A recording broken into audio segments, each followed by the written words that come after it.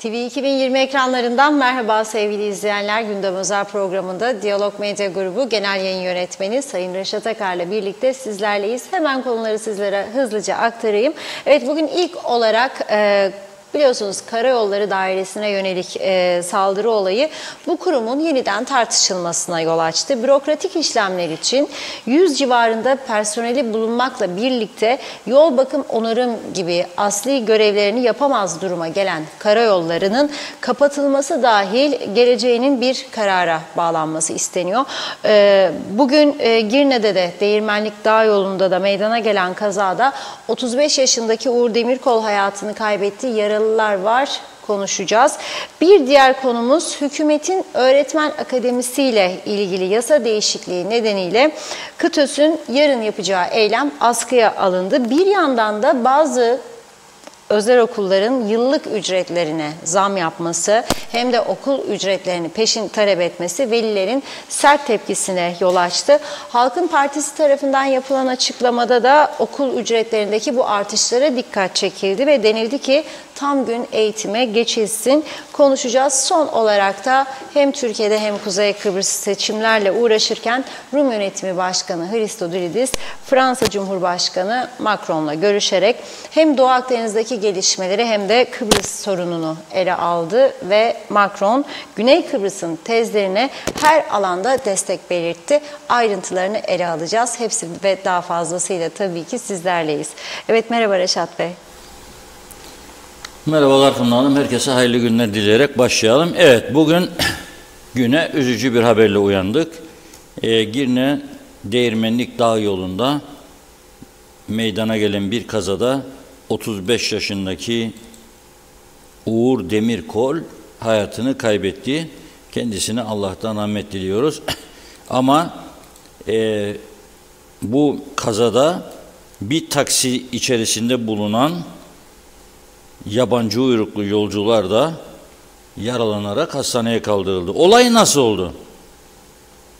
Olay Girne Değirmenlik yolunda MY 870 plakalı salon araçta seyrederken 35 yaşındaki Uğur Demirkol direksiyon hakimiyetini kaybedip sağ şeride geçmiş ve karşıdan gelen Serhat Özen yönetimindeki TUJ 794 plakalı taksiye çarptı. T olduğu zaman biliyorsunuz taksi oluyor. Ve kendisi hayatını kaybederken 5 kişi Lefkoşa Doktor Burhan Nalbandoğlu Hastanesi'ne kaldırıldı ve müşahede altına alındı. Tabii bu görüyorsunuz değil mi? Korkunç bir kaza. Bu dağ yolu aslında çoğu kez ölüm yolu olarak adlandırılan bir yoldur. Onun için gündeme getirmek istedik. Şimdi Ercan Havaalanı'ndan Girne'ye daha kısa olacağı için çoğu bu dağ yolunu tercih ediyor. Ama bu dağ yolu yıllardır sorun yaşıyor. Gerekli bakım onarımı yapılmadığı gibi bu dağ yolunun karanlık içinde olması sürücülere tabii ki zorluklar çıkarıyor. Nitekim bugün otobüs taşımacılığında tanınan bir isim olan Beksan Bekir Akandere bu kaza sonrasında yaptığı açıklamada bakınız ne söylüyor, okumak isterim. İnşallah yetkililer duyar ve Karayolları Dairesi'ne bağlayacağım bu konuyu. Bir bütünlük haline. Gün geçmiyor diyor, bu dağ yolunda bir kaza olmasın. Zifiri karanlık diyor. Kıbrıs'a böyle deriz ya biz. Kapkaranlık bir yol, zifiri karanlık. Her taraf çökmüş. Hiçbir yerde şerit yok. Kaygan ve daha kazaya sebebiyet verecek birçok neden var diyor.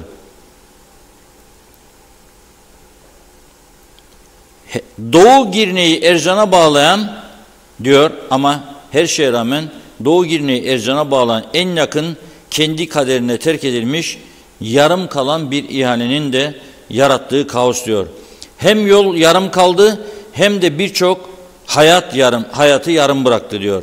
Her gün bu yolda yarım kalan hayatlar artıyor maalesef diyor.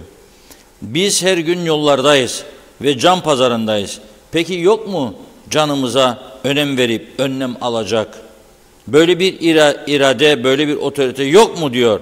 Bu yolu bitirecek, içinde insan sevgisi olan bir baba yiğit yok mudur diyor. Evet, tam da gününe denk geldi. Bugün Diyalog Gazetesi de karayollarını manşet yaptı. Bir olay yaşandı çünkü Karayolları Dairesi'nde. Dün oraya birileri giriş yapmış, bir kişi veya birkaç kişi bilmiyorlar. Karayolları Dairesi'nin kamera sistemine zarar vermiş, elektriklerini kesmiş, sağa sola zarar vermiş, araçların anahtarlarını almış gitmiş. Kimisi diyor ki sağlık sorunu var bu kişide. Ondan dolayı yaptı bunu diyor. Fakat düşünün, bu Karayolları Dairesi Lefkoşa'da hemen herkesin bildiği bir bölgede aslında çok geniş araziye sahip, ambarları olan bir yer. Fakat daire içerisinde oturan 100 civarında personel ama dışarıda yollara, bu bahsettiğim az önce dağ yolu ve diğer yollara bakım onarım yapacak, tamirat yapacak, yollara ikaz işaretlerini çizecek, kırılan dökülen levhaları yenileyecek, insanların can güvenliğini sağlayacak bir hizmet veremiyor. Düşünün, yani bunun masaya yatması gerekmez mi? 100 civarında personel var, maaş ödüyor bu devlet. Ödemesin demiyorum. Ama içeride oturan personel, dışarı çıkıp iş yapacak teknik personel yok. Bir iddiaya göre 6 kişiymiş hepsi. Araç gereçleri çağ dışı. Çoğu aracı çalışmıyor. Yani çıkıp da yol yapacak aracı yok. O zaman ne yaparsınız siz? Ne yaparsınız? Kendi şirketiniz olsaydı ne yapardınız? İhale açıldı, yol tamiratı yapacaksınız. Ama şirketinizde çalışan 100 kişi memur içeride bekliyor. Bir proje varsa çizsin, etsin falan. Ya da kayıt tutsun, arşivleme yapsın falan, yazışmaları, şu bu. Mühendis. Ama gidip yolu yapacak adam yok. O zaman size bu ihaleyi vermezler. Vermedikleri zaman ne olursunuz? Batarsınız. İflas edersiniz. Şu anda KKTC'nin de aslında birçok kurumu gibi Karayolları Dairesi de iflas etmiş durumdadır. Özeti bu. Bu daire devamlı müdür değiştiriyor. Mesela bu şimdiki hükümet döneminde 2 tane müdür değişti. Ne oldu? Ne oldu? Müdür değişmekle olmuyor ki. Senin araç gereç alacak bir bütçen var mıdır? Yoktur. Teknik personelin var mıdır? Yoktur. O zaman bir karar vermek lazım. Mevcut personeli hizmet içi eğitimden geçirip başka yerlere alırsınız. Karayolları Dairesi'nin kapısına da kapanmıştır diye bir levha asarsınız. Yoktur. Yani 300-400 minibüsü bir yerde illa Karayolları Dairesi olacak diye bir kural da yoktur. Yoktur böyle bir kural. Ve görülüyor ki, herkes de biliyor ki, mesela bir yol yapılacaksa özele veriyorlar. Dairenin maliyetinin çok altında çıkıyor fiyatlar. Çünkü daire 100 kişinin maaşını koyacak, vergilerini koyacak, dairenin diğer giderlerini koyacak. Elektriktir, sudur, diğer harcamalardır. Araç, çalışan araç varsa 3-5 tane onların. Ondan sonra diğer giderleri koyacak yol yapımı için. Ve bunun maliyetini çıkardığına bir bakacak ki özelin 2 katı, 3 katı. O zaman olmayan bir dairenin tabelasını orada tutmak veya devamlı yöneticisini değiştirmek ne kazandırıyor bize? Böyle bir kurum yoktur aslında. Adı var ama kendi yok. Personeli var ama icraatı yok. Yapamıyor. Koca dev araziler duruyor orada. Satın ya, o paraya ihtiyacınız vardır. Satın kurtulun. Satın kurtulun bir an önce. devlet dairelerinin ezici bir çoğunluğu çökmüştür. Çökmüş durumdadır. Bakın, arayın bir devlet dairesini telefonla. 1,5 saat ben bugün bir yere aradım, önemli bir yer. 1,5 saat meşguldü telefon. Ki beni kendileri aradı. Numarayı buldum, döndüm aradım. 1,5 saat meşgul. Telefon. Ama kim arar, kim sorar? Kim arar, kim sorar? Canınızı yeseniz ulaşamazsınız. Nitekim mesela çalışma izinleri şimdi şeye bağlanmış, elektronik kayıt mayıt. Bir vatandaş yazıyor sabah, bizde diyor çalışma izinli bir işçimiz var diyor. Yaptıramıyoruz kardeşim diyor. Gittik daireye, demişler ki online'dir. Hadi gel de yap online diyor. Günlerdir, haftalardır olmaz, yapamadık diyor. Gidip anlatıyoruz, de online'dir. Olmuyor. Olmuyor. Ne yapacak bu insanlar? Devletin, KKTC devletinin sırtındaki kambur çok büyümüş durumdadır. Bu yükü, bu kambur kaldırmaz. Ve buna rağmen inat ve ısrarla sürdüreceğiz. Neyi sürdürecek? Devlet üretme çiftlikleri. Neyi? Toprak ürünleri. Neyi? Telefon dairesi. Neyi? Kıp'taki. Neyi? Karayollarını. Neyi? Su dairesini. Hepsi çökmüş batmıştır ya. Yoktur, işrahat yok. Su dairesi de öyle. O da teknisyenim yoktur diyor. Nasıl bakacak bütün ülkenin su sorununu çözecek? Yapamaz. Ama inşaat yapacaksa biri, onun anasını ağladılar. Yasa varmış, su dairesine gidecekmiş şeyden sonra, tabii planlama, şehircilik, şu bu falan. Sonra gidecekmiş su dairesinden onay, sonra gidecek karayollar onay, sonra gidecek elektrik kurumu onay. Tamam. Ezip ellerler insanları, dosyalar oradan oraya, oradan oraya çoğu zaman da kayboluyor. Buymuş devlet düzeni. Böyle düzen olmaz. Olmadığını görüyorsunuz. Vurun neşteri, bir yerde kopsun. Ya bir odada toplayın 4 kişiyi, o anda baksın, dosyasını adama versin gitsin. Yollar çökmüş. İhaleye çıkacaksınız. En uygun şartlarda verene vereceksiniz. Karayollar dairesinin yapması gerekmez artık bu iş. Yapamıyor zaten. Yıllardan beri yapamıyor, yapmıyor. Ve insanlar ölüyor yollarda. Bir ihale diyorsunuz, kontrol edemiyorsunuz. Yarım kalıyor. Para yok, mara yok. Parasını ayıracaksınız. Bizden, halktan topladığınız seyri söver paralarını yollara harcayacaksınız. Başka çaresi yoktur. Doğru düzgün yol yapacaksınız. İkaz işaretleri görünür olacak. Pırıl pırıl olacak. Sulu boyayla yaptırmayacaksınız. Çizdiği çizgi yıllarca kalacak kalitede olacak. Güneyde olduğu gibi, Avrupa'da olduğu gibi. Ondan sonra bana başlayın söylemeye Avrupalı olmak istedik diye. Neresi Avrupa'ya? O çizgi yok yollarda. Yolunan toprak, yolun dışı birçok bölgede birleşmiş vaziyettedir. Hangi ülkede bir arabanın solundan toprak yola girerek seni önünden geçebilirler? Geçemezler, çünkü kaldırım var. Çıkamaz kaldırımın üzerine. Hadi gelin siz bakalım. Herhangi bir bölgeden doğru dürüst trafik akışını sağlayın. Yapamazsınız. Adam seni geçecek diye toprağın üstüne iner. Her tarafı tozu dumana katarak gider. Çünkü kaldırım yok. Engel yok önünde yani. Yolla da bütünleşmiş. Bunun bir cezası yok, bir yasağı yok, bakanı yok.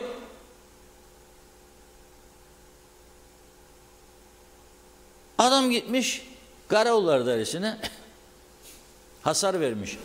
Ben fotoğrafları gördüm. Arkadaşlar, o iç kısmından varsa fotoğraf var. Görüntüler, sayacı falan gösteren bir memur var. Orada çalışan. Rezalet durum göreceksiniz yani, sayaç mayaç. Ambarlar çökmüş. Ahşap pancurlar var. Ev usulü zamanında ona göre yapmışlar herhalde, yıllar önce, 70'ler öncesinde. Hepsi kırık dökük. Oralar bile bakımsız. Araç gereçleri tamamen rezil bir durumda. Çoğu çalışmıyor ama orada bahçede duruyor. Karayolları Dairesi'ne müdür atıyorlar. Bir de hükümet paylaşım yapacağında bakanlıkları ve daireleri kavga diyorlar. Karayolları senin mi olsun, benim mi olsun? Su dairesi senin mi olsun, benim mi olsun? Kıptek kimin olsun?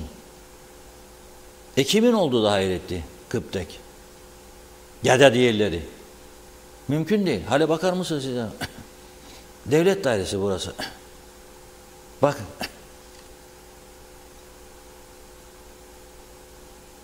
Bakın. Böyle bir şey olur mu? Ama bir karar da alamıyorlar. Biz buraları kapattık diyemiyorlar. Korkuyorlar. Korkuyorlar. O zaman mesela her iktidar değiştiğinde bu bozuk düzen devam edecekse niye seçim yapıyoruz biz? Niye sandığa gidiyoruz? Ne değişecek de gidiyoruz yapıyoruz bunları? Söylesinler bana. Niçin seçime gidiyoruz? Daha güzel bir ülke vaat ediyorlar bize. Gidiyoruz. Ama olmuyor. Bu düzen değişmediği sürece olmaz kardeşim. Olmaz. Senin karayolları dairen adı vardır, kendisi yoktur. Su dairesi aynı şekildedir. Posta dairesi aynı şekildedir. Telefon dairesi aynı şekildedir. Elektrik kurumu aynı şekildedir. Trafo merkezleri bakımsız, kendi haline terk edilmiş. Köy işlerinde hele elektrik telleri ağaçların arasında kalmış, dalların bir rüzgarda kopuyor. Yangın çıkıyor. Kimin umurunda? Bir tek şeye dikkat edilir burada. Ay sonu geldi mi maaşlar ödenecek mi, ödenmeyecek mi? Ödeniyorsa tamamdır. No problem. Tamam bu ayda geçti. Allah kerim. Böyle bir devlet düzeni, yönetim düzeni, cemiyet düzeni, kabile düzeni olur mu ya? Olmaz. Kim yapacak bunu?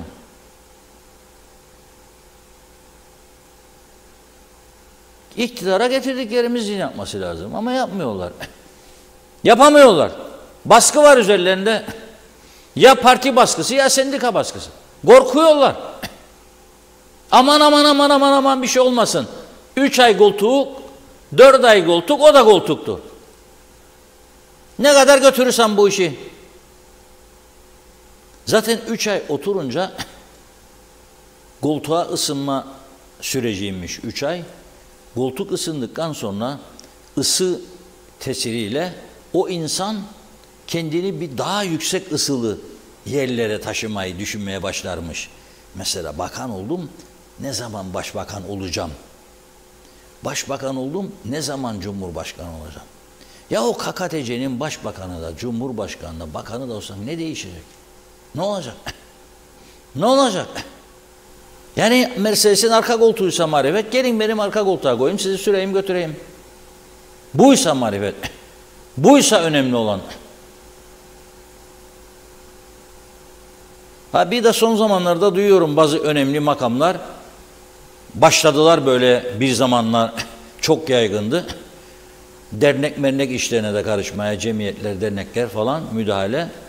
Sakın bunu yeniden gündeme getirmesinler. Sonunda bu işin çok pişman olurlar.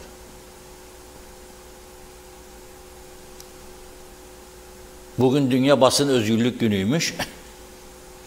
Baksanız TAK Ajansı patlamış durumda.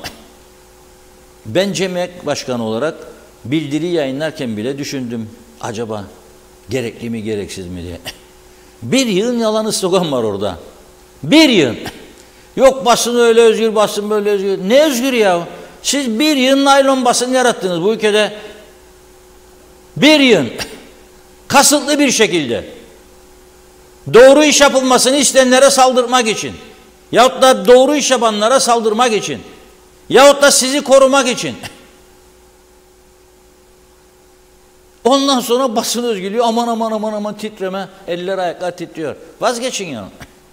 Evet, istediğimizi yazıyoruz, çiziyoruz tabii ama ondan sonra arka taraflarda dönen dolapları da biliyoruz. Etkisizleştirmek için yapmak istediklerini. Böyle bir düzen olmaz. Ve bakın bu düzen sonunda bunu sürdürenlere de çok zarar verecek.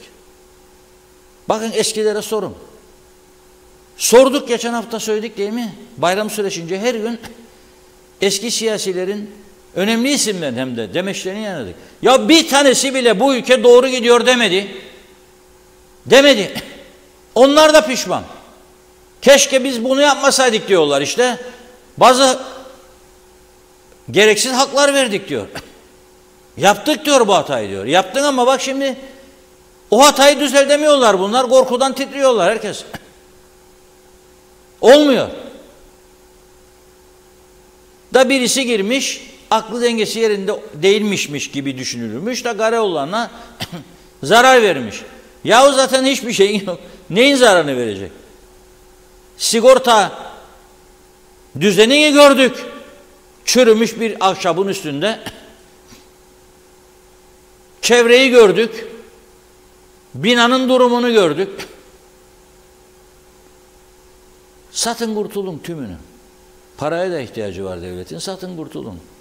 Ama onu yapmak yerine galiba şimdi seçim geliyor ya 25 Haziran. Özersay'ın koltuğu kimin olacak? Bu koltuğu kim kapacak? Onun için istihdam yapmak lazım. Başbakan yardımcılığı, Turizm, Kültür, Gençlik, Çevre Bakanı ona dek geçici işçi istermiş. Çok değil. 100 de olabilir.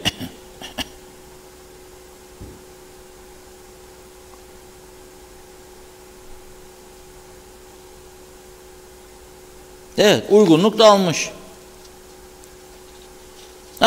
Bayındırlık Ulaştırma Bakanlığı.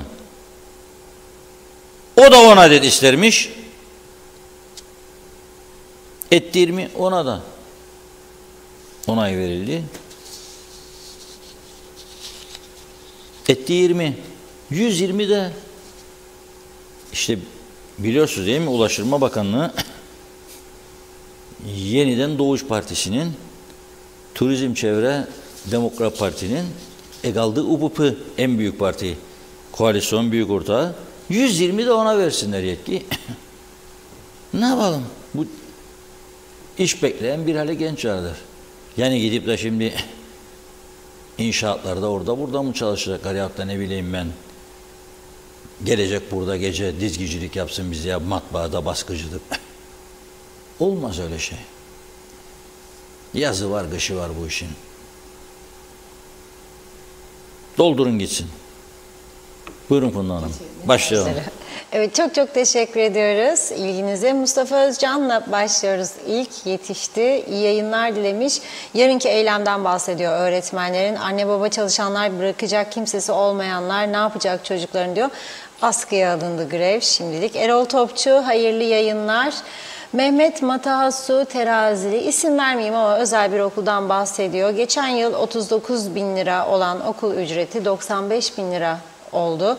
Mehmet Uluçaylı da iyi yayınlar dilemiş ve diyor ki madem bir karayolları dairesi müdürü var, personeli ve aracı az miktarda var, iş yapamıyorsa bu daireyi niye tutuyorsunuz? Ya kapatın ya da iş yapacak hale getirin. İrfan Uzunoğulları ancak da istihdam yaparlar, yazık bütçe yok söylerler. Kendi yandaşlarını alırlar, seçim yatırımı, yollara bakım yok. Örneğin Rum tarafındaki yollar, her yıl yollara bakım onarım yaparlar. Adanın bir tarafı cennet, bir tarafı cehennem. Erdal Yarkın da iyi yayınlar dilemiş. Evet, Oytun Andaş'ta. Ali Dereseven, yolun orta yerlerine bariyer yapılsa bu kazaların önüne de geçilmiş olur. Eskiden en çok kazalar Hamitköy ile Ercan Kavşağı arasında olurdu. Bu yolların orta yerlerine bariyer koyarak gidiş ve gelişler ayrıldığı için uzun yıllardır bölgede kaza olmuyor demiş. Evet, Aytaç Bey iyi yayınlar diliyor.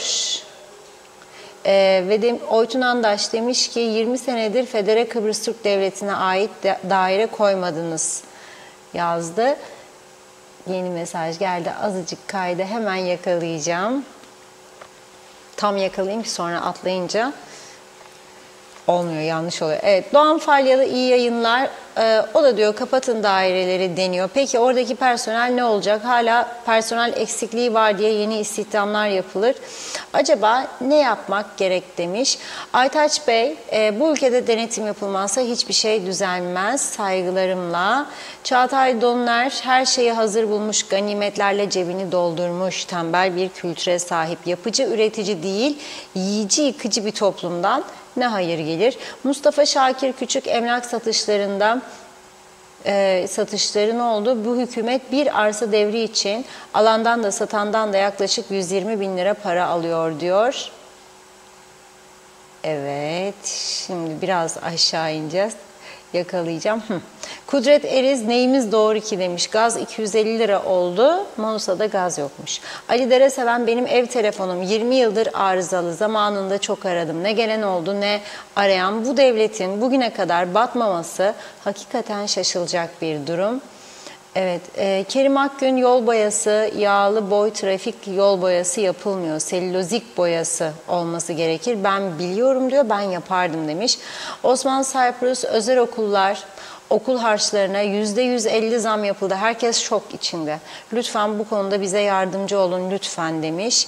Oytun Andaş, Doktor Fazıl Küçük, Rauf Denktaş, rahmetle, minnetle anıyorum. Hasan Çalışkanlar, Seyri Sefer, okkalı zam yaptılar kaç kere hem de. Parayı alıyorlar, yol yapmazlar. Hastanede doktor yok, ilaç yok.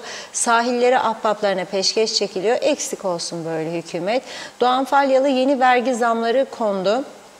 Nasıl ödenecek bu yeni vergiler? Bilen fısıldasın da öğrenelim. Nazime Nalbant, herkese selamlar, sevgiler Londra'dan. Bugün basın günüdür. Hepinize kutlu olsun. İyi ki varsınız. Haberleri tarafsız sizden dinliyoruz. Severek izliyorum diyor. Burada güneş var ama hava yine de soğukmuş. Benim güzel olan Kıbrıs'ımın havasını çok özlerim. Bir de bugünler elbet geçecektir. Hepinize kolay gelsin. Celal Harun, doğru yol, doğru haber. TV 2020 tüm zorluklara rağmen halkın haber almak hakkını için canını dişine takarak çalışan tüm basın mensuplarının Dünya Basın Özgürlüğü Günü kutlu olsun dedi. Evet, Fikret İpekçioğlu, bu koltuk en çok UBP'yi tarayacak diyor. Yaşar Sadıkel, hangi işimizde hayır var Allah aşkına, hastanelerde ilaç yok, ilgilenen yok, zamlar aldı başını gidiyor, kimin umurunda demiş o da. Mehmet Uluçaylı, tüm siyasi ve bürokratlar çalışırken yaptıkları yalan yanlış doğruları emekli olduktan sonra kanallarda yaptıkları veya yapılan yanlışları övünürcesine açıklıyorlar. Madem doğruları biliyorlardı niye yapmadılar da şimdi konuşuyorlar. Necdet Mavigözlü, Kuzey Kıbrıs Birleşik Afrika Pakistan Cumhuriyeti'nden, başkenti Lefkoşa'dan hayırlı günler diledi. Evet, hükümet Değirmenlik Dağ yolunu hala daha iyileştirmemiş. Karayolları iflas etmiş. Kime ne? Hükümetin umurundaymış sanki. Bizi idare ettiklerini sanan iş bilmez insanlar neyi tam yaptılar ki? Her şeyleri fiyasko. 3 maymunu oynuyorlar. Görmezler, duymazlar, konuşmazlar. Ey bizi idare ettiğini sanan yetkililer, bu adaya nüfus akışına bir son veriniz. Her geçen gün nüfusumuz artıyor. Ne yolumuz yetiyor, ne elektrik, ne su. Konuşmuyorsunuz, duymuyorsunuz, bari görün, her yer yabancı doldu, taştı. Yollar arabadan geçilmiyor, kullanmıyor musunuz yolları demiş. Görmüyor musunuz ne kadar çoğaldığını bu nüfusun? Singapur olacaklarmış. Şimdi bir şey söyleyecektim ama neyse diyor. Singapur olamadık ama yakında Afrika Pakistan Cumhuriyeti olacağız. Nüfusa biraz zam yapınız demiş. 300-400 bin nüfustan bahsediyorsunuz. Önüne bir de 1 milyon koyunuz diyor Necdet Bey. En az o kadardır. Hasan Nihat Erduran, karayollarına geçmiş olsun. Şubelerde işçi olmayınca rutin işler ikmal edilemez. Kurumlara dıştan müdür atanınca da olmuyor. O kurum batar. Kamu zarar görür bundan. O siyasiler kimlerse suç işlemişlerdir. İşlemiştirler. Evet, açık ve net üzgünüm demiş. Bir iki mesaj daha okuyup ara verelim. Salih Mullalı da kayınvalidesinin diyeyim ben, daha kibar olur ekranda. Telefonu 45 sene var. En az senede 5-6 kez bozulur. Araba hızlı geçse telefon gene bozuluyormuş. Bu hizmet şeklini tüm dünya örnek almalı. Dilara Kortu, bu ülkeye bir reis gerek. Nerede o günler? Doğan Falyalı yıllarca sıfırı sıfırla çarpar. Profesör ama ne artı bir ne de eksi bir rakam elde edememiş. Yazıktır, günahtır, yapmayın diyor. Müfit Hüseyin de Mersin 10 Türkiye bir şey kalkmadan KKTC bir arpa boyu adım atamaz maalesef dedi. Asım Güleçken de sonunu okuyalım. Bugün yapılan Hellim panelinde Sayın Süt İmalatçıları Birliği Başkanı, imalatçının enerji girdileri çok yüksekmiş. Buhar jeneratörlerinde gaz yerine kömür kullanmak isterler.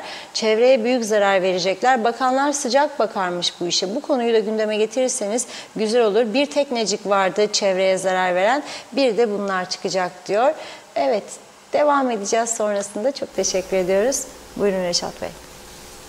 Evet, Avrupa Birliği 2035'te bırakın kömürü, bırakın benzini, mazotu yasaklıyor. Araç kullanmasını. Ve yine Avrupa Birliği Kıbrıs'ta Yeşil Hat boyunca günde 50 megawatt elektrik üretimi yapacak bir güneş enerji sistemi kuruyor bize. Zehirlenmeyelim diye güneş enerjisinden elektrik üretimi 50 megawattın yarısını güneye, yarısını kuzeye vermeyi hedefliyorlar. Kıbrıslı Türklere temiz enerji. Ve biz bunları örnek alacağımıza, projeler geliştireceğimize, dünyanın en kötü yakıtını teknecikte kullanmaya devam ediyoruz. Ve bunu örnek alan süt imalatçıları, ben bunu daha önce gündeme getirmiştim, biliyorum konuyu. Katı atık yağlarla veya kömürle üretim yapmak istiyorlar. Maliyetler yüksek, rekabet edemiyoruz diyorlar. Maliyetler bizde mi sadece yüksek? Güneyde de çok yüksek. Bizim 2 katımızdır elektrik fiyatları Güney Kıbrıs'ta. Onlar katı atık yağlarını imha etmekte zorlanıyorlarmış. Şimdi imha edecek kapı buldular. Yollayın Durkoslara, bedava veriyorlar gidene, dolduruyorlar bidonları, geliyorlar. Bunu da biliyoruz. Ne bakan var, ne kontrol var. Hiç ilgilenen yok. Sen götür de korkma derler hatta. Yap da korkma. Tamam ya, maliyetleri düşürmek için bir şeyler yapacaksın. Ama beni zehirleyerek değil bu. Olamaz. Yani maliyetler düşecekse başka yerlerden bakacaksınız. Düşürebilirseniz düşüreceksiniz. Ama beni zehirleyerek olmaz. Olmaz yani. Veya sen Araplara 3 dolara, 2 dolara hellim satacaksın diye beni zehirleme hakkın yok. Olamaz bu iş. Bu izni verdikleri takdirde merak ediyorum çevreciler ne yapacak? Çevre örgütleri. Bakın mesela meclisten bir yasa geçti mi hemen bir parti ya 2 parti gidip ya sendikalar Anayasa Mahkemesi'ne de düşürürler. Fakat bütün toplumun sağlığıyla ilgili konularda hiçbir örgütü görmezsiniz piyasada. Aman derler, bana ne derler, dokunma derler, ben bir düşüneceğim derler. Olmaz ki böyle bir şey. Olmaz yani. Evet, doğrudur. Telefon dairesini zaten devamlı söylerim. Ali Bey diyor 20 yıldır diyor telefonum arızalı diyor. Şimdi plaket alabilmek için çeyrek asır olması lazım Ali Bey. 5 yıl daha bekle. 5 yıl daha telefon çalışmadığı takdirde size sabır plaketi ödülü verecekler. Sabır. Ya sabır. Bir zamanlar Lefkoşa'nın büyük hanında sabır köftecisi vardı. Hala devam edermiş. Mehmet Bey'in oğlu yapıyormuş bunu. Ya sabır diyeceksin oraya girince. Öyle hadi benim sipariş verdim köfte gelsin. Yok. 1 saat bekleyeceksin orada sırada. Bir saat sonra gelecek köfte. Onun için köftenin adı ne oldu? Sabır. Şimdi 25 yıl dolduğu zaman sabır ödüllerini başlatabiliriz. Sabır ödülünü Ali Bey'den başlatalım. 25 yıl arızalı. Ama telefon dairesi var. 400-450 çalışanı varmış. Alabilir mi ya böyle bir şey? Yeni binalara telefon bağlayamayan bir daire. Arızaları 20 yılda gideremeyen bir daire. Nasıl 400 kişi ödüyor? Ayda 100-120 milyon zarar edermiş. Kimin umurunda? Kimin? Sonra ben beklerim bu halde bana yol yapsınmış, aydınlatma yapsın. Yapamaz. Yapamaz. Mümkün değil. Mümkün değil. Öteki izleyicimiz de diyor, kayınvalidemin diyor 45 senedir diyor, senede 5-6 kez kopar diyor. Araba geçermiş yoldan, telefon teli kopuyor düşüyor yere. Çünkü çürük. Çürük teli zamanında bağlamışlar. Koptuğu zaman keyfi olur da gelirse de bakar. Keser ucunu tellerin, tekrar bağlar birbirine, bir de bant sarar. Allah kerim 3 ay sonrasına idare et vaziyeti. Aferin telefonum var evde. Ve aferin telefon dairem var. Şimdi ben özelleştirilsin dediğimde bak Ankara'da da Türk Telekom özelleştirildi de ne oldu? Ne İngiltere'ye bakmazsınız? Ne Almanya'ya bakmazsınız? Ne Avusturya'ya bakmazsınız? Da illa her kötü bir şey bulduğumuzda Türkiye'yi. Buraya bak sen. Senin telefonun koptu, bozulduğunda, arıza olduğunda gelip yapabiliyor mu? Yapamıyor. Yeni bina yaptın, bir yıl para harcadın. Telefon dairesinden geçirdin, ruhsat aldın, karayollarından paralar verdin. Sana diyor ki, verdin bu parayı diyor, 8-10 bin sterlin. Ama ben sana telefon bağlayamayacağım. Hiç hattım yoktur diyor. Niçin? Devlet bize teknik olarak yardım etmez, hiçbir şey almaz. Almazsa varın devletle bir anlaşın birlikte. Çekin siz de kapıyı karayollarıyla beraber. The end yazın üzerine, bitti. Zaten öyle olacak. Yani bir çözüm olursa siz zannettiğiniz yani KKTC devlet telefon dairesi kalacak yahut da karayolları kalacak. Mümkün değil. Mümkün değil. Yani zannedersiniz Kıbrıs Türk halkı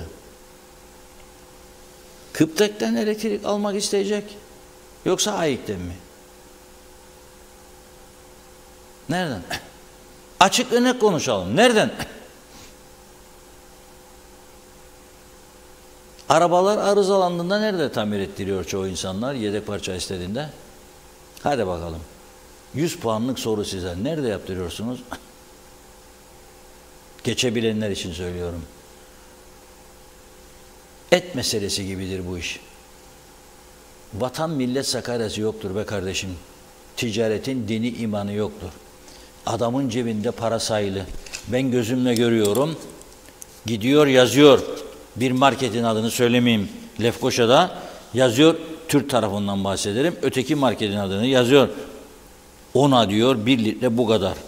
O bir tarafıydı ona 1 litre bu kadar. Ne bileyim persil bu kadar. Yazıyor sonra geçiyor. Orfanid ise yahut da haciyen ise orada cep telefonlarında hesap makinesi var biliyorsunuz. Çıkarıp euroyu çarpıyor bakıyor. Hanımına diyor burası daha uygun. Alalım diyor. Veya diyor ki bizim baktığımız Türk tarafındaki falan daha uygun. Orada uygun olanı alıyor, uygun olmayanı gelip buradan alıyor. Bu kadar basit. Ha şimdi başlarsa okul ücretleri gibi marketlerde, etiketlerde 14 Mayıs sonrasını düşünerek değişmeye yanmıştır bu toplum. Gerçekten yanmıştır. Dar ve sabit gelirli insanlar yanmıştır. Çalışma Bakanı demiş ki dün 14 bin kusur olmalı asgari ücret. 104 bin yap gene yetmeyecek. Eğer böyle giderse bu iş. 104 bin yap gene yetmeyecek. Nedir bu ya? Nedir bu hal?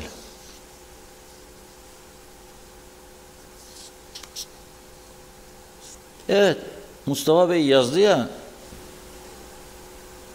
yarın okullarda grev çocukları ne yapacak insanlar diyor. Grev kaldırıldı Allah'a şükür akşam üzeri. KTÖS bir açıklama yapmıştı. Atatürk Öğretmen Akademisi'nin kapatılmak istenmesi gerekçesiyle yarın sabah saat 9'dan itibaren tüm ilkokul, anaokul ve özel eğitim okullarında 09'dan itibaren genel grev uygulamasına gidilecektir. Şimdi hükümet bunu görünce 25 Haziran'da da bir sandalye için büyük yarışlar. Aman anam, geri adım.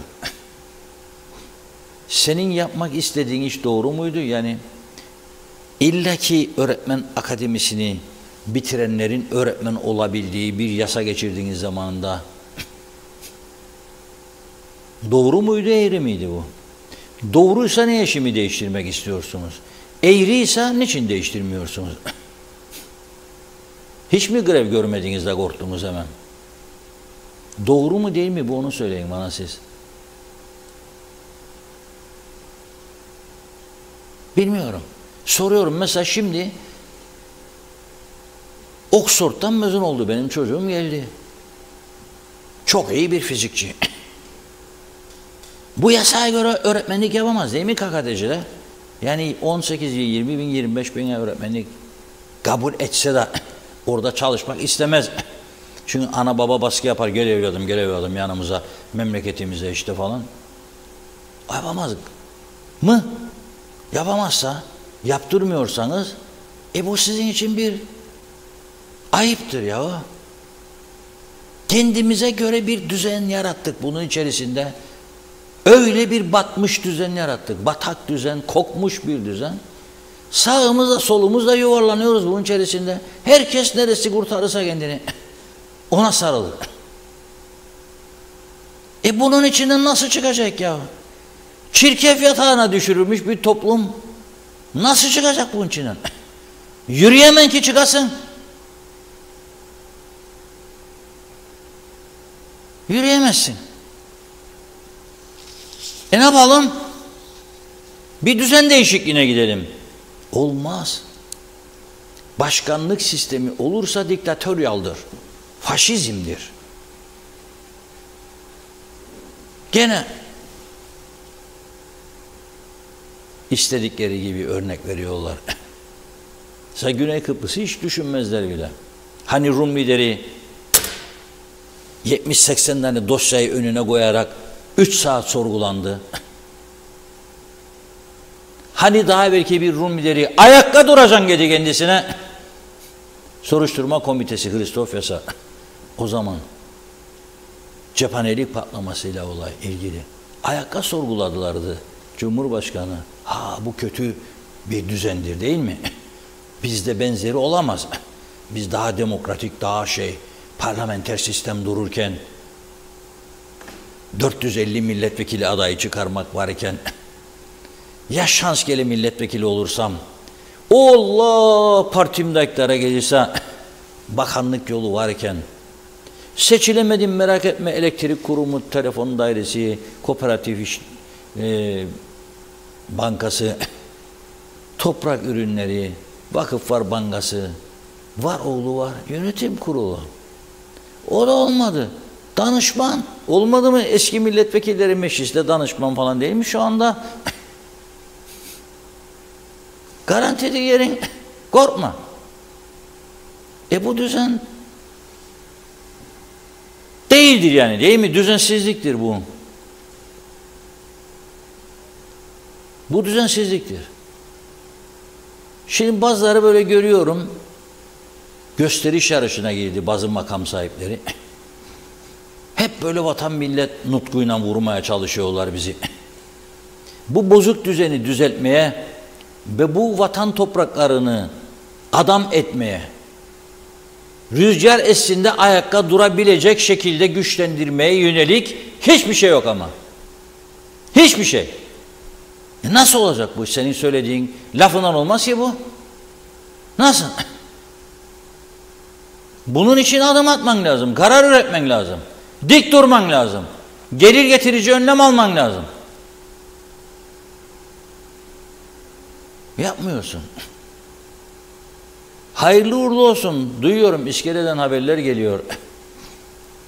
2 yıl önce 150.000 sterling, no satış, satış yok. Sonra bir falcının üflemesiyle Ruslar buraya kayınca, Ruslar, bazı Çinliler, bazı İranlılar ama varlıklı insanlar. Baktılar, gördüler burada deniz kenarında. Nerede? 250, 350, 550, 750, 1 milyon. Dün duydum bir arkadaştan. Abo dedim, olmaz. 1,5 olmuş. Şimdi 6 milyon sterlinlik projeler hazırlanırmış. Dedim KKTC uçuyor da farkında değilik biz. Ne fly air yahu? Ne fly air? İskele air. Uçuyor iskele air. Ev, vergi değiştirdiniz mi yasayı? Rum mülküdür neticede, değiştirdiniz mi? Alasınız %15 ekstradan 1 milyon veren Rus'tan alasınız 150.000 da koyasınız taşınmaz mal komisyonunun kasasına da Türkleştirsin malları. Yok. Hazan edersiniz böyle gidecek 100 sene bu iş. Öyle mi zannedersiniz? Gitmeyecek. Göreceksiniz ki gitmeyecek. Gidemez. Ya koyun bir an önce. Gitti artık. Yüzlerce villa satıldı iskelede. Geçirmediler inat ve ısrarla bu ekstra vergi yasasını. Taşınmaz mal komisyonu kurdular. Başkan da atadılar, yardımcı da atadılar. Fakat oturun odada şarkı türkü söyleyin bütün gün birbirinize. Kahve yapın için. Yapacak iş mi bıraktınız? Karar alamıyor adamlar. Araştırıyorlar, bakıyorlar ama alamıyorlar. Bir de duyduğum kadarıyla bürokratik işlemler, Allah! Savcılığa gidecek, bilmem nereye gelecek, ondan görüş gelecek. Gelmez babam gelmez, gelmez babam gelmez. Resmen uçuyoruz.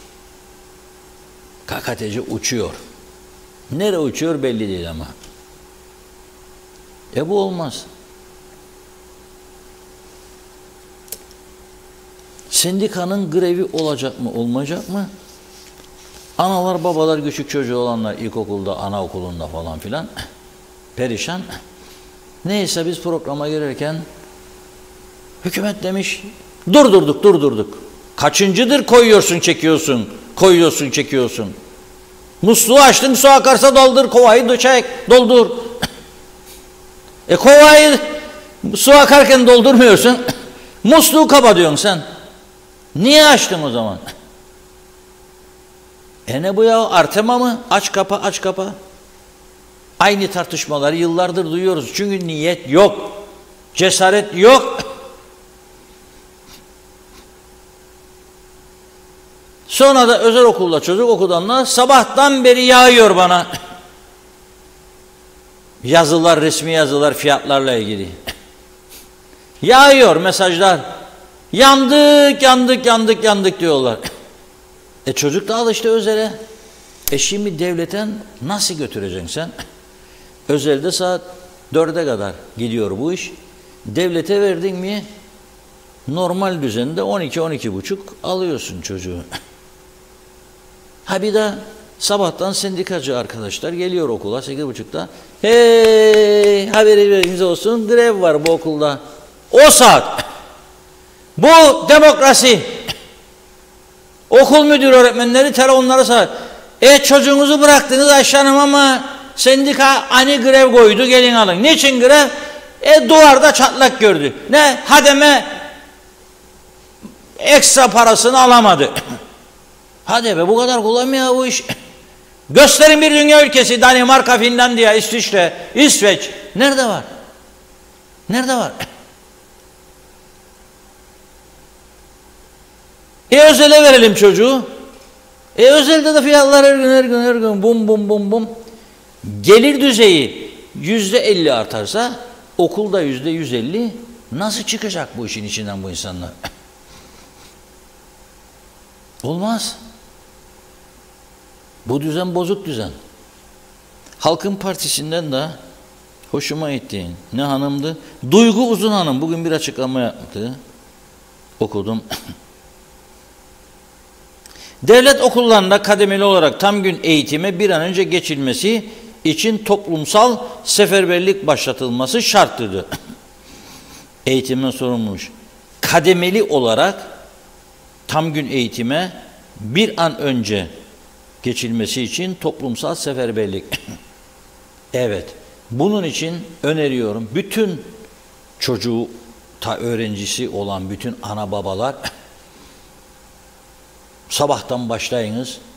Eğitim Bakanlığı'nın önünde bir öne bir geri gidin gelin. Bir öne bir geri. İşin güzel olması, dikkat çekmesi için davul zurnacı da getirin oraya. Gümbada gümbada gümbada gümbada. Kademeli bir şekilde. Önce başlayın Yavuzlar Lisesi'nden, sonra geçin anafartalara, sonra geçin Karakol Okulu'na, sonra geçin başka yere. Böyle bir şey olmaz. Tamam, fikir güzel ama kademeli mademeli kalmadı, katmelisi de kalmadı bu işin. Oturursun yaz ayında, 3 ayda kesersin başka yerin paralarını, ek mesaileri vardiyaya geçirirsin, ödemezsin 1 milyarı. Bütün okulların o hani ister çocuklarımız ne yiyecek, yağmur altında çocuğum bir yemecik, ya yazın kantincikleri yapılacak ve Eylül'de geçeceksin tam gün eğitime. Öğretmen de özel okuldaki gibi 4-4.30'a kadar kalacak. Kim yapacak bunu? Bu düzen mi yapacak? Yani bu düzen mi? 3 ay aman aman aman gitmesin. 3 ay, 5 ay. O çok önemlidir. Ne tam gün eğitim ister çocuklarımıza. Nasıl olsa bir bölümü bitirsin. Koyacak onu da işe. Benim parti koyacak kendini işe. Bu düzen iflas etmiştir. Bu düzen çökmüştür. Türkiye'nin zorlamasıyla götürmeye çalışıyoruz. Sahtekarlık yapmayalım. Budur düzen. Bu düzen değildir. Anneler, babalar, özellikle çalışan anne baba, kamuda çalışanlar der müdürüne, Osman Bey, Leyla Hanım, çocuk 12'de çıkar bizim bugün, 12.30, ya da sendika grev koymuş 9'da, ne yapacak çocukla, gideyim alayım bakayım, idare et bizi. Müdür de müsteşara gider, yahu bizim çocukla torunla, idare et bakayım. Müsteşar bakana, beni istemezsen bugün gideyim bakayım. Çark dönüyor mu? Dönüyor. Özelde ne yapacak? Gelip dayanırız kapıya, çocuk benim sokakta kaldı. Ne yapacaksın? Değmen ya bağla bacağına kendini. Gidip alacak. Sokakta kalamaz. Nasıl dönecek de ekonomik üretimmiş de kalkınmaymış da ha siz getirin katı atık yağları zehirlenin daha fazla burayı zehirleyin daha ucuz 50 mi vereceksiniz ya, kömüre geçin, bütün dünyada yasaklanan bize geri gelsin, geçin kömüre. Bak odun sobaları nasıl sözde yasaktır, sesini çıkaran oldu mu? Son 3-4 senedir patlama var odun sobalarında. Hani yasaktı? Ne yapalım, insanlar elektrik fiyatları böyleyken yani nasıl sığınacak evinde? O zaman ne proje yapman, 20 senedir gaza geçesin? O zaman elektrik fiyatları madem böyle bu Kıptekin için adam etmedin? Niçin güneş enerjisine geçmedin? Niçin Almanya Başbakanı sana önerdiğinde yardım edelim güneş enerjisini ciddiye almadın. O bir şey bilmez, biz dedin ondan daha iyisini bilirik. Elektrik kablosunu gördüğünde ne olduğunu bilmeyen insanlar elektrik geleceğiyle ilgili kararlar verdi bu ülkede ve halen vermektedirler.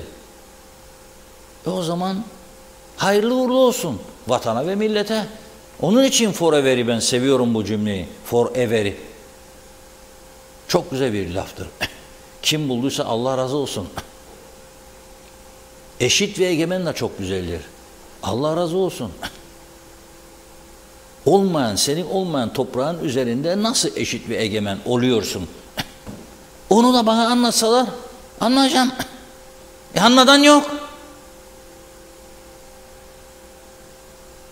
Yahu sana adam getirdiği tepside sen ağlıyorsun, et fiyatları bağlı, et yiyemiyoruz.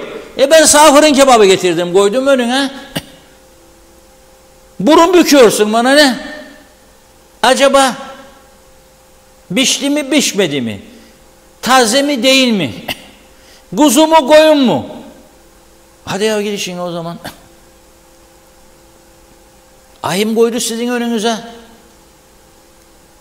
Alın ha. 7.000'in üzerinde dosya varmış bekleyen. Yeni öğrendim. 7.000'in üzerinde dosya.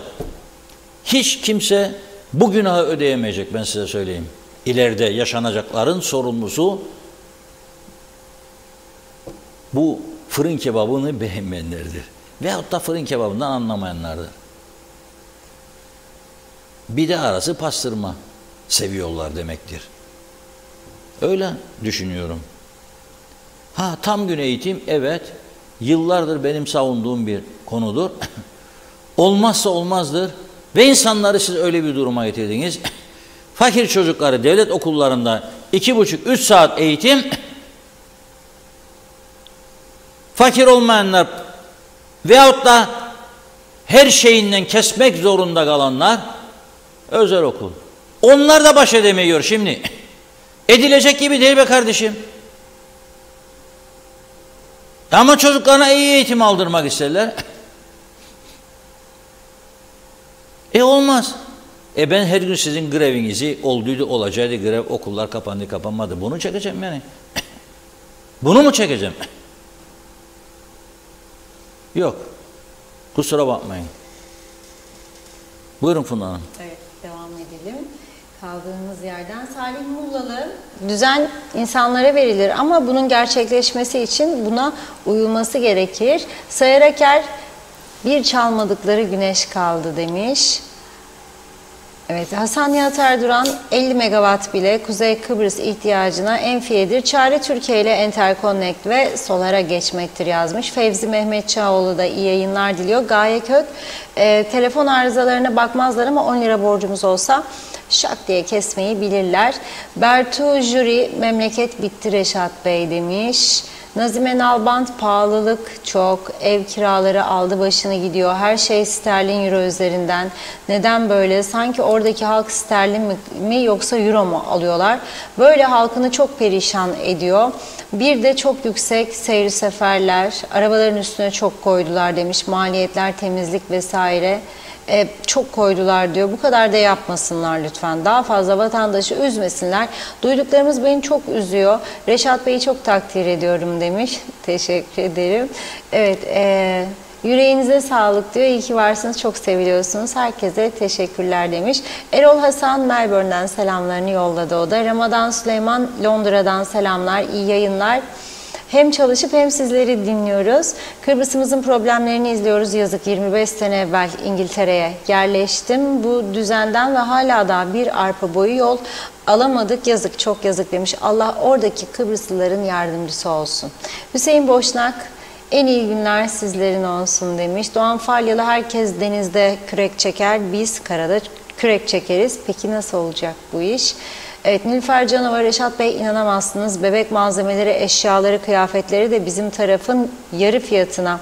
Hem daha kaliteli güneyde hem daha uygun. Bizzat gözümle keşfettim. Ayrıca bir markanın da bebek 1,5 yaşına gelene kadar o markada %15 indirim veriyorlarmış. Nasıl oluyor bu diyor. Hem de euro ödüyoruz. Salih Mullalı dedim.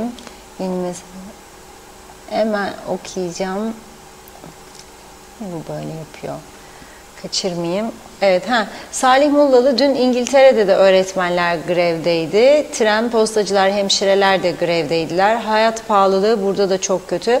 Arif Mustafa Cüce Dünya Basın Gününüz kutlu olsun. İyi yayınlar diledi o da. Erbay Aktuğ da iyi yayınlar diliyor. Ulus Barani, Atatürk Öğretmen Akademisi'ni kapatmak isteyenler, memlekette hacı hoca ve imam yetiştirmek için İmam Hatip açmak istiyorlar. Bunlar halkı yobazlaştırmaya çalışıyor. Ali Dereseven çok önceden KKTC için benzetme yapmıştım diyor. Okuduk mu o kadar? Bir kez daha yazıyorum demiş. Evet, hatırladım şimdi. Kuzey Kıbrıs Türk Cumhuriyeti karanlık okyanuslarda kaptansız yüzen bir gemi gibi hiç kimse de dümene geçip gemiyi kurtarmaya çalışmıyor. Nasıl ki bir insanın aynası yüzüdür, devletin de aynası meclistir. Meclise bakın, KKTC'nin ne olduğu orada anlaşılır. Mehmet İnancı hayırlı yayınlar olsun. Kaoslar ülkesi cennet adamıza özgür basın gününüz kutlu olsun demiş ayrıca. Evet, bakalım. Aynur Uysal Tuncelli yok ettiler memleketi dedi. Mustafa Cici Baba, hademe kardeşlerimizin hala 5 aylık paraları alınmadı demiş. Kimden bilgi alacağımızı da bilmiyoruz. Kimselerden haber yok dedi. Necdet Mavi Gözlü, Kuzey Kıbrıs nereye uçuyor? Ben 100.000 kere yazdım. Yazmaya da devam edeceğim. Afrika Pakistan Cumhuriyeti olmaya uçuyoruz. 2 yıl içinde 102.000 sadece Afrikalı gelmiş. Hadi bir o kadar da Pakistanlı artı 3. ülkeden gelenler. Al sana işte Birleşmiş Afrika Pakistan Cumhuriyeti. Havada süzüldük, uçuyoruz. Oley diyor. Benden bugünlük bu kadar demiş. Özkan Biçmiş, memleket battı. Kimse kurtaramaz. Ulus Barani, çocuklarını İmam Hatip okullarında okutan ailelere ve çocuklarına çorap, atlet nedir? Bu tarz ihtiyaçlar bedava karşılanıyormuş. Özkan Biçmiş, evet okuduk onu. Diyor ki, aşk olsun Özkan Bey ya. İkincisini de okuyorduk. Mustafa Kemal Forever Tiyarensi, Hasan Nihat Erduran, mahkemede egemenliği anlarlar düşünce. Ve demiş ki Hasan Nihat Erduran, tam gün eğitim, tam gün mesai. Özelle eşitlik sağlanmalıdır. Çağatay Dolunay.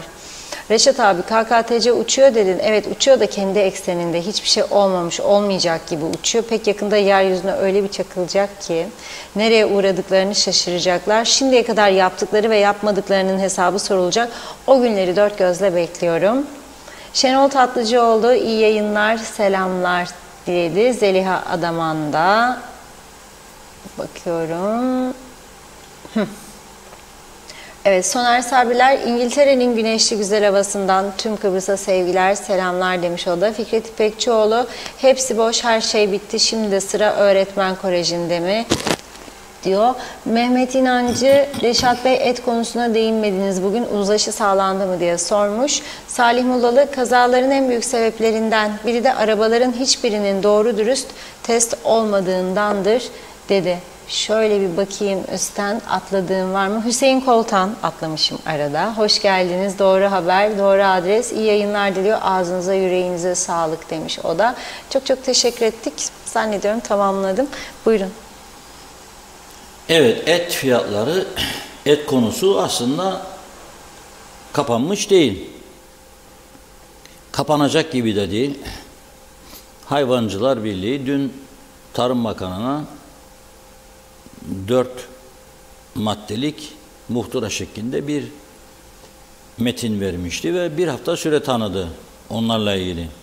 Ama en önemli olay hayvancılar açısından, üretim açısından en önemli iki olay nedir? Bir tanesi arpa fiyatlarının artması, 260 oldu 360. Dolar olarak ödüyorlar. Hesaplıyorlar daha doğrusu. İkincisi de su. Türkiye'den Anamur suyu bir süre öncesine kadar uzun süre tonu 2.30 kuruşa gelirdi. 2 lira 30 kuruş. Belediyeler ne yapardı? Belediyeler de bunu bize bazıları 6-7, bazıları 8-10, bazıları 10-12 o civarlarda satardı. Şimdi Türkiye Su İşleri dedi ki yeni fiyat 7,5 TL. Kaç yıldan sonra? Belediyeler bunu ne yaptı? Kimisi 10, kimisi 12, kimisi 15, kimisi 20. Hadi vatandaş daha ileride kullanacak.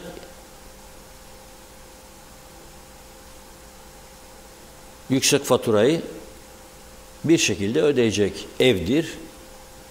Genel giderler içerisinde ayrılamasını yapacak. Ama hayvan üreticisi hayvan su istiyor. Hem de çok. Biliyorum, ben köyleri gezdiğimde üreticilerden çok dinledim. Sen 15 liradan su verirsen hayvancıya, bu işin içinden çıkmaları mümkün değil, çıkamazlar. Bugün de baktım, uzun zamanlardan sonra devlet üretme çiftliklerinin adını duydum. Kasaplık kuzu veya koyun satacakmışlar. Devlet üretme çiftliği. Devlet üretme çiftliği niçin vardı? Niçin kuruldu zamanında? Rumlardan kalan bir çiftlik. Üretim yapsın ve hayvancılara, kasaplara daha uygun fiyatla ürün versin. Tüccara pay bırakmadan, aracısız. Ama yıllar içerisinde orası da önemini yitirdi. Ben uzun zamanlardan sonra bugün gördüm, devlet ajansında 129 lira gibi de galiba canlı kuzu fiyat teklif ediyor kasaplara. Arkadaşlarla konuşurken dedim, bu kuzunun derisi yüzülecek, kafası kesilecek, ciğerler çıkarılacak. Kaça mal edecek, kaça satacak? Onlar da. Yani netice itibariyle 300'ün altında bir maliyet zor. Öyle görülüyor. Peki Rumlar bu işi nasıl başarıyor? Yani nasıl oluyor Rum'una, Türk'üne, güneyde yaşayan İngiliz'ine, Alman'ına 9,5 Euro'dan satıyor kuzu etini. Dana kıyma 8 Euro. 165-170 TL. Kuzu 22'den koysam 220. Aynı adayı paylaşıyoruz. Onlarda asgari ücret bizim 2 katımız. Fakat onlarda et fiyatları bizim yarımız kadar. Yani burada bu sorunu çözmek aslında zor bir iş değil. Köküne inersiniz, çözersiniz. Çünkü aksi takdirde diğer tarafa kaçış devam edecek. Nitekim dün bir kasap ne dedi? Yayınlamıştık size. Dün bir kasap ne dedi? Dedi ki bir haftada ancak 5 kuzu satabiliyoruz artık dedi. Niçin? Vatandaş güneye kaçıyor da onun için. Neyse. Ben sizi bugün biraz da seçimler konusuna götürmek istiyorum. Ara seçim olacak ya 25 Haziran. Bizim muhabirimiz Ömer Kadiroğlu. Havada, karada, denizde ama bu aralar yarı uçuştadır o da.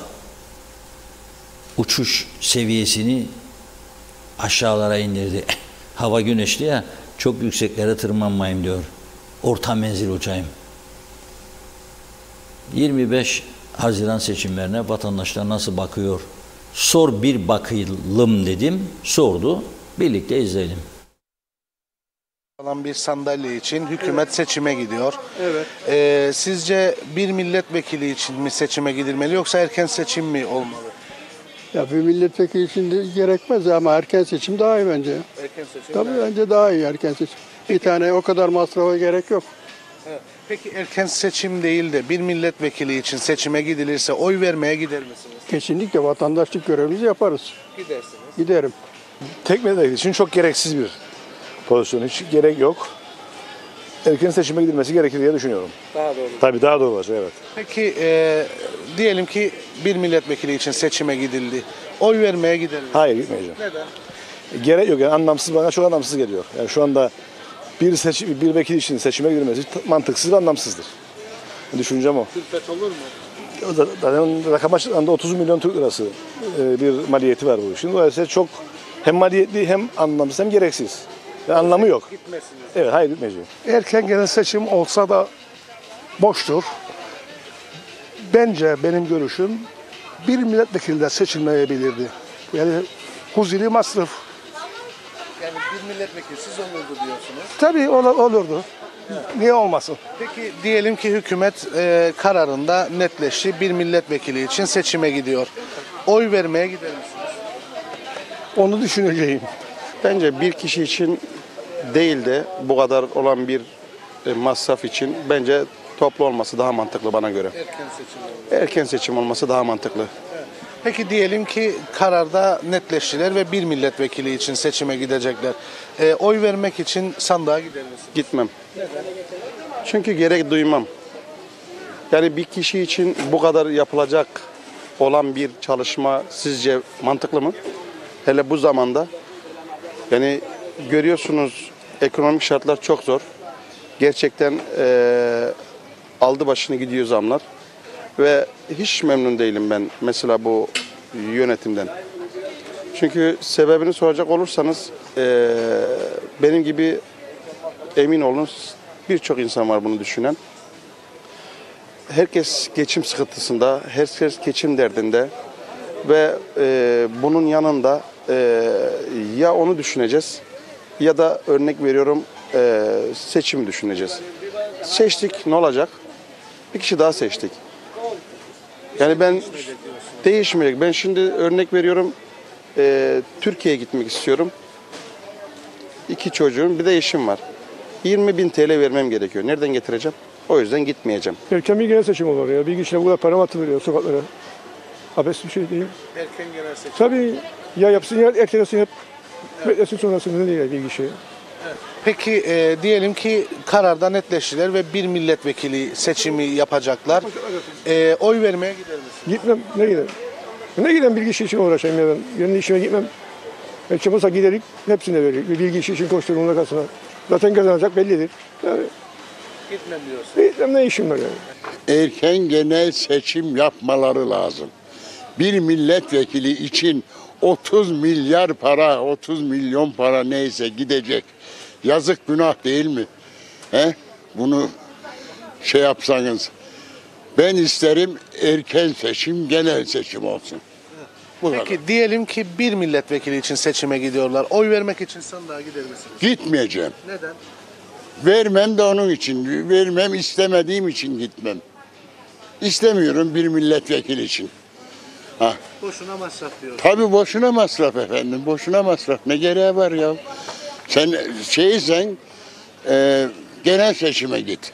Meydan okuyorsan millete genel seçime git. Yok da bir milletvekili istifa etmiş de onun yerine 30 milyar bilmem ne para harcanacak.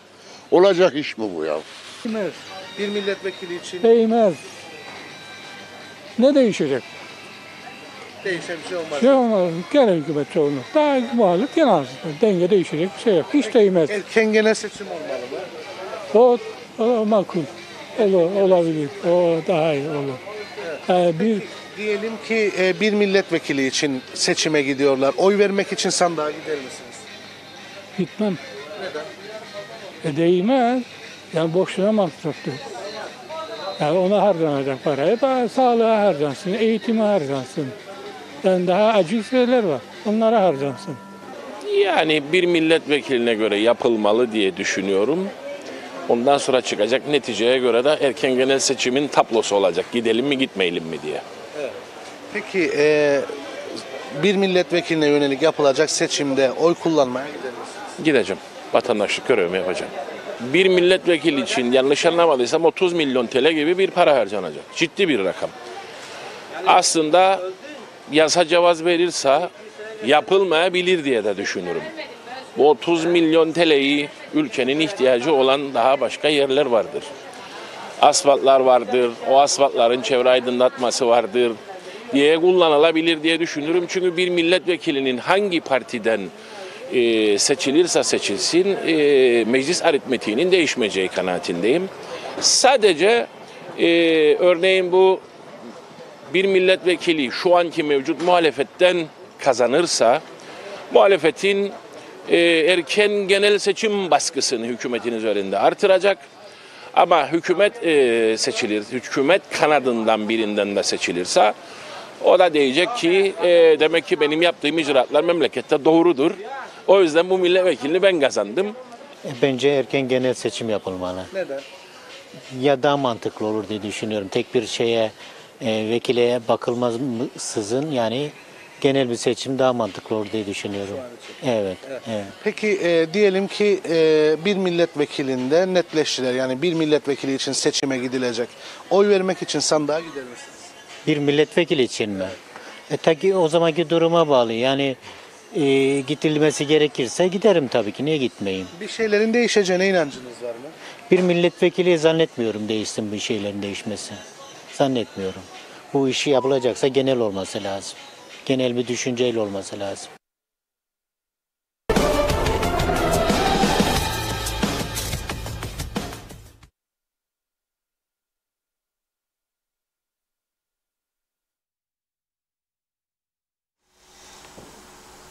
Evet, gördüğünüz gibi kime mikrofon uzattıysa bir milletvekili için kimse sandığa gitmek istemiyor. Aslında bunu siyasiler de biliyor. İşte zorlamayla bir miktar insan gidecek bir milletvekili için ama kaç kişi gidecek, katılım ne olacak göreceğiz önümüzdeki günlerde. Zaten 25 Haziran çok kalmadı ama şimdi öncelik nedir? Anavatan Türkiye'deki seçimler 14 Mayıs. Sonuç ne olursa olsun özellikle ekonomide önemli gelişmelerin olacağını herkes söylüyor. Yani bir süredir bastırılan döviz kurunun yükseleceği iddiaları vardır. Kim kazanırsa kazansın göreceğiz. Bugün bir baktım, 4 yıl önce İstanbul Büyükşehir Belediye seçimleri hani iptal edilmişti ya YSK tarafından. O dönemde gene bir seçim atmosferi İstanbul'da 6 lira 12 kuruştu bir dolar. 1 dolar 6 lira. Bugün 2023 4 sene geçti aradan. Serbest piyasada 21'e kadar çıktı dolar. Yani biz burada yayınlıyoruz ekranlarda. Merkez Bankası'nın kurunu yayınlıyoruz. KKTC Merkez Bankası'na bağlıdır bizim otomatik kur rakamları. Biz kendimiz uydurmuyoruz. Bazen bazı izleyiciler der ki düzeldin der de daha yüksektir der. Yok düzel demem çünkü sen daha yükseğiz. Serbest piyasanın aldın o rakamı. Ben Merkez Bankası'nı vermek zorundayım. 6 liradan 21'e geldik 4 yılda. Bakalım 14'ünden sonra ne olacak? Neyse biz Türkiye'de anada seçim, yavruda seçim, bir sandalye için tekrar kılıçlar çekiliyor. Çizmeler giyilmiş, hazırlanıyorlar harıl harıl. Zafer kimin olacak? Biz bunlarla uğraşırken çiçeği burnunda yeni Rum lideri bugün Paris'te Fransa Cumhurbaşkanı Emmanuel Macron ile görüştü. Bir fotoğraf var.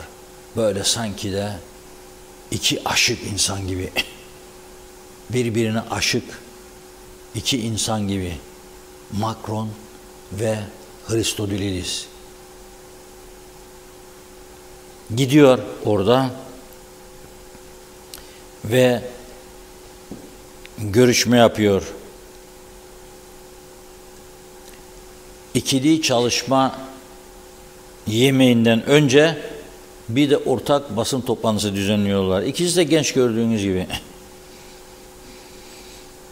Macron diyor ki ülkemizin diyor Güney Kıbrıs'ta, Kıbrıs Cumhuriyeti'dir onlar tabii, Republic of Cyprus'ta, savunma alanı başta olmak üzere çok boyutlu ilişkileri vardır diyor. Fransa'nın Güney Kıbrıs dahil Avrupa Birliği üyesi ülkelerin sorunu olan mülteciler meselesinin çözüm çabalarına elinden gelen katkıda bulunmaya devam edecektir.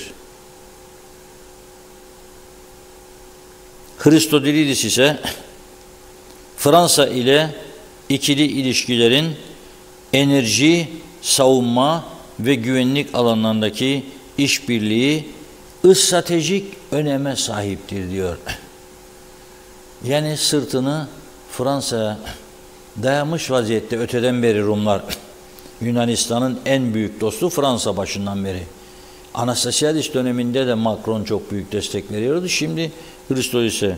Christodes diyor ki Fransa Avrupa Birliği üyesi ve Birleşmiş Milletler Güvenlik Konseyi daimi üyesi olarak Brüksel'in Kıbrıs sorununun çözüm prosedürüne daha aktif katılmasında belirleyici rol oynayabilir diyor. Evet. Sonra bu açıklamanın ardından yemeğe geçiyorlar. Yarın ise Doğu Akdeniz'de doğalgaz araştırması yapan ünlü Fransız şirketi Total'in üst düzey yetkilileriyle bir araya gelecekmiş Christodoulidis. Onların önceliği işte budur. Kıbrıs sorunun çözümü, herkesin mülklerine dönmesi, Avrupa normlarının tüm adada uygulanır olması, tabii ki en büyük hayalleri de Türk askerinin çekilmesi. Bizim önceliğimiz seçim, seçim, seçim. Bir de et gün önceliğimiz var şimdi. Et yiyemez duruma geldik ya. Her gün gündemde. Sosyal medyaya bakın paylaşımların çoğu et üzerine. Nasıl yiyecek anam falan diyorlar. Gerçekten kritik bir durum. Buyurun Funda Hanım. Son mesajlarımızı alalım. Hüseyin Reyhan'da kalmıştık. İyi yayınlar. Kolay gelsin diyor. Filiz Çakar da iyi yayınlar diledi. Teşekkür ediyoruz. Salih Mullalı, İngiltere'de her şey çok pahalı oldu. Yalnızca et, süt, alkol çok az artış gördü demiş. Mehmet İnancı, batmayan yer kaldı mı? Kalmadı galiba Reşat Bey. Ne olacak bu adacığın hali? Nazime Nalbant, mutlu güzel akşamlar dilerim. İnşallah iyi haberler duyarız. Bu zorluklar elbet geçecektir. Sabırlı olalım diyor. Sabrın sonunda selamet olacak. Sevgiyle kalın. Gündem özeli görmeye devam ediyoruz saygılarımla. Evet, Ali Dere seven Reşat Bey, Türkiye suyu bize gelmiyor. Eskiden olduğu gibi Alev Kayası'ndan gelen su kullanılıyor. Bu nedenle bizim köyde çobanlara su 1 liradan veriliyor demiş. Evet. Tema Yavaş Londra'dan selamlarını yolladı. Belgin Rıfat, bugün geciktim diyor. Şimdi izliyorum. Aşırı et tüketiyoruz. Halbuki yerine koyabileceğimiz seçenekler derken yeni mesajlar geldi. Azıcık kaydı ama hemen yakalayacağım. Seçenekler var ama maalesef onlar da pahalı. Baklagiller, özellikle kuru baklagiller zamdan bol bol nasibini alıyor. Eskiden en fakir aile bile haftada bir makarna bulli yapardı. Şimdi o da lüks bir oldu. Tavuk 1,5 paket makarna, bir hellim 350-400 liraya olan pişirebiliyor. Salih Mullalı, çıkarı olmayan kimse seçime gitmez. Oya moya gitmez demiş. Fikret İpekçioğlu, halkın %99'u seçim değmez diyor ama UBP için bir milletvekili önemli çünkü 2027'de koltukta oturmalarına yarayacak demiş. Evet, Salih Mullalı, günü geldiğinde hesap verilecek mi yoksa yapanın yanına kar mı kalacak? Bu bütün çıkar ve yandaşlar için mi? Sonunu çözemedik. Özkan Biçmiş, erken seçim olması hükümetin akıl sağlığından süper vardır. Mehmet İnancı, Bay Kemal sözü verdi. Her şey çok güzel olacakmış. Hadi hayırlısı. Evet, Bekir Törer, İslam dinine yobazlık diyenlerin mesajlarını okumayın diyor. Çağatay Donner, Özersay istifa dilekçesini geri alsın. Madem ki 30 milyon liraları var, yolların rezil durumunu düzelsinler. Gerçek vatanseverlik budur. Erken seçimde mantıksız, bu kara cahil halk yine bu hükümet seçer diyor. Yeni bir hükümet gelirse onlar da hiçbir şey yapmayacak, kapasiteleri yoktur demiş. Belgin Rıfat, en büyük ihtiyaç ilaçlar ve okulların tam güne geçilmesi için uygun yemekhaneler ya da donanımlı büyük kantinler, tam gün eğitim şart. Hem ailelere okul artı kreş ya da okul ve sonrasında çocuğumuz nerede endişesinden kurtarmak, tam gün eğitim şart. Kıbrıs'ta dini tarikatlar üremeye başlamış. Bunlara izin verilmemesi gerek diyor Belgin Rıfat. Evet, Salih Mullalı, dünya genelinde pahalılık mı diyecektiniz acaba yine? Ekonomik sorunlar çok ağır. Bizde büyük bir zümre var ki Ne olsa onlar kadar etkilenmez demiş. Ne güzel bir düzen diyor sonunda da. Belgin Rıfat, maaşları 15.000'in üzerinde olanlar, hele de karı koca çalışıyorlarsa, bir de vergisiz kayıtsız kira gelirleri varsa, bir de emekliyseler, oh ne güzel demiş, dağ bayır gezerler, boy boy resim paylaşırlar dedi. Şöyle bir yukarı doğru bakayım, gene atladığım var mı diye zannediyorum. Hepsini okuduk. Evet, çok teşekkür ediyoruz. Buyurun.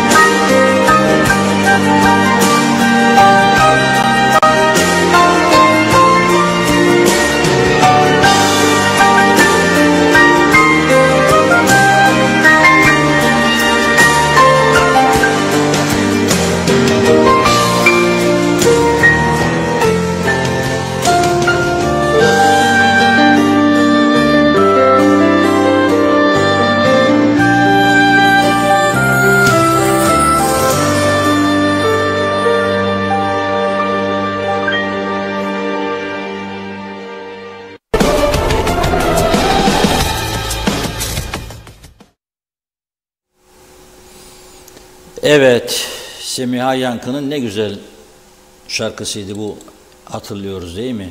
Seninle bir dakika umutlandırıyor beni. Çok güzel bir şarkıydı.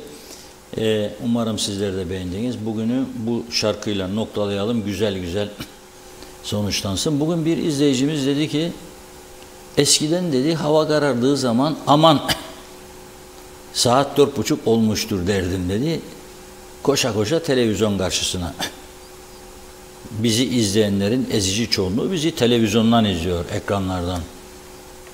Şimdi diyor günler uzadı diyor. Bazen kaçırıyorum diyor. Te gideyim eve diyor 5 çeyrek 20 dakika bazen geç kalıyorum diyor. Doğrudur ama normal saatini kaçıranlar için 12'de tekrarı vardır. Bizi izleyebilirsiniz. Evet, bugünlük bu kadarla veda ediyoruz. Yarın inşallah güzel haberlerle birlikte oluruz diyelim. Hoşça kalın.